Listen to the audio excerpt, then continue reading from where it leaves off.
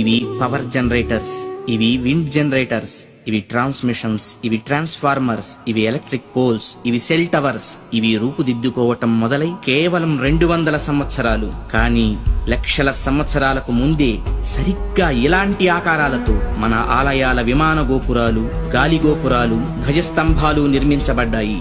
ఆలయ ప్రాంగణాల్లో ఉండే తులసి, రావి, మారేడు వంటి మొక్కలు ఎయిర్ ప్యూరిఫైర్స్ గా పనిచేస్తాయి. ఆలయాల్లో అర్చకులు చేసే ముద్రలు ఆక్యుప్రెజర్ గా మారి శరీరంలోని ప్రాణశక్తిని ప్రేరేపిస్తాయి. వీటి ద్వారా వీళ్ల కాన్సంట్రేషన్ హై లెవెల్ కి చేరుతుంది. దీన్నే తంత్రం అంటారు.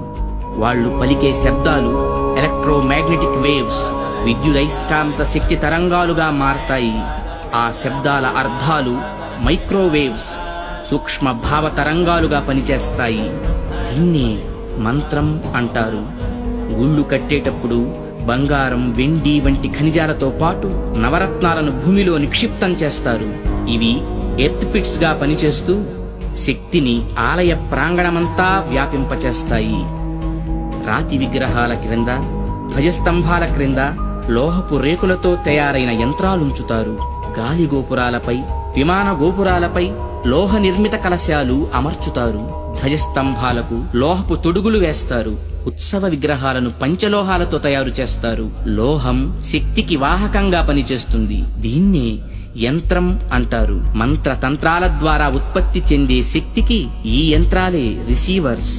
ఇక హైడ్రాలిక్ పవర్ స్టేషన్స్ లో లాగా ఆలయాల్లో జరిగే అభిషేకాల్లో కూడా ఎత్తు మీద నుంచి స్వామి విగ్రహం మీద నీరు పడుతుంది. దానివల్ల పొటెన్షియల్ ఎనర్జీ కైనటిక్ ఎనర్జీగా మారుతుంది. ఇలా మంత్ర తంత్ర యంత్ర ప్రక్రియలతో విశ్వవ్యాప్తంగా ఉన్న ఇంటర్నల్ ఎనర్జీని రిసీవ్ చేసుకొని అందరికీ అందించే కాస్మిక్ పవర్ స్టేషన్స్ మన ఆలయాలు. ఈ జనరేటర్ నుండి ఉత్పత్తి అయిన విద్యుత్తు ట్రాన్స్మిషన్స్ ద్వారా టెర్మినల్ స్టేషన్ కి చేరి అక్కడి నుండి సబ్ ట్రాన్స్మిషన్స్ ద్వారా ఎలక్ట్రిక్ పోల్స్ సాయంతో లో వోల్టేజ్ ఇళ్లకు, హై వోల్టేజ్ ఫ్యాక్టరీలకు అందుతుంది. సరిగ్గా ఈ జనరేటర్ లాగే గర్భగుడిలోకి చేరిన శక్తి అంతరాలయమంతా ప్రసరించి పరివార దేవతల ద్వారా విస్తరించి ఎలక్ట్రిక్ పోల్స్ వంటి ధ్వజస్తంభాల సాయంతో సామాన్యుల నుంచి మహాభక్తుల దాకా వాళ్ళ స్థాయికి తగ్గట్టు అందరికీ అందుతుంది. అందుకే గుళ్ళకి వెళ్లే భక్తులు ప్రశాంతతను పొందుతున్నారు, గ్రహణ శక్తిని పెంపొందించుకుంటున్నారు. ఆ శక్తితోనే సమస్యలను పోగొట్టుకోగలుగుతున్నారు.